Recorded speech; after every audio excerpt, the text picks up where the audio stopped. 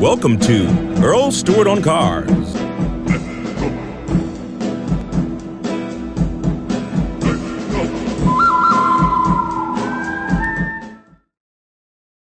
Anytime you go into a service department, you have to remember that you're being greeted not by a service technician, but you're greeted by a salesperson. And they call them service advisors, they call them a lot of things, but they're really just commissioned salespeople.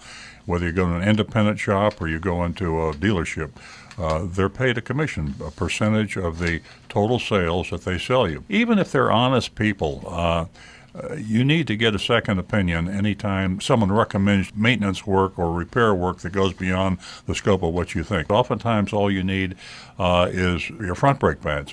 You don't need to replace all 4 brake pads. They also recommend rotors. It's easier said than done, but you need to find a technician, a company, service department, independent, or dealership who you can trust. If you're going to have anything replaced on your car, always ask for the takeoffs. If they're going to replace your rotors, you want to see the rotors. Put them in a bag. I'll take them home with me. When they know that you're going to take those with you, then that tends to make them more honest when it comes to recommending that you have it done. If you ask to see the problem and a show and tell, you take my wheel off, you show me my brakes, you show me my rotors, you show me my brake pads, explain it all to me, usually that'll keep them on the straight and narrow.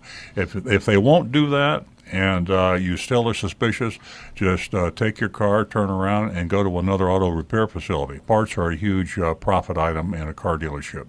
They're a huge profit item for the manufacturers. Manufacturers pressure their dealers to sell brake pads and rotors and for that matter, tires. The typical markup on a part is like 40%. I mean, you're talking about serious markup on parts.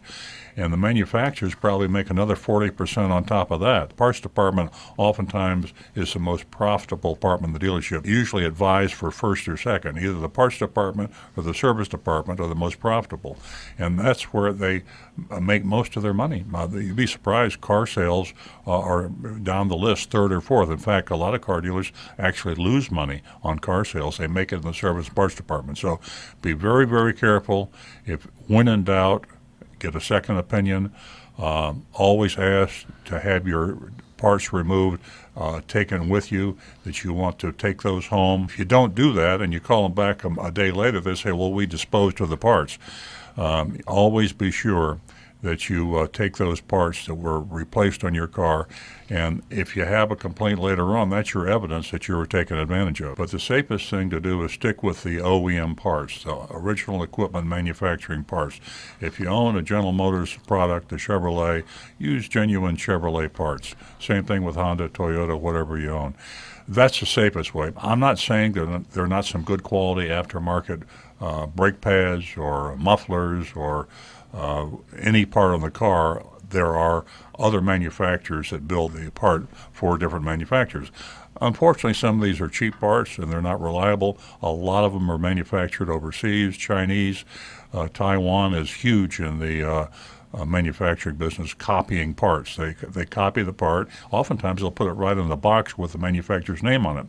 So play it safe would be my recommendation. Use a dealer that you trust. Buy the original equipment parts. If you have a mechanic or an independent that you really trust, you can still say to him, I want you to use genuine Honda parts on my Honda. They can go to the Honda dealer and they can probably negotiate a better price than you can for the product. So that way, if you want to save money, you can use the original equipment manufacturing Honda, Chevrolet, Toyota parts and have your guy put them on.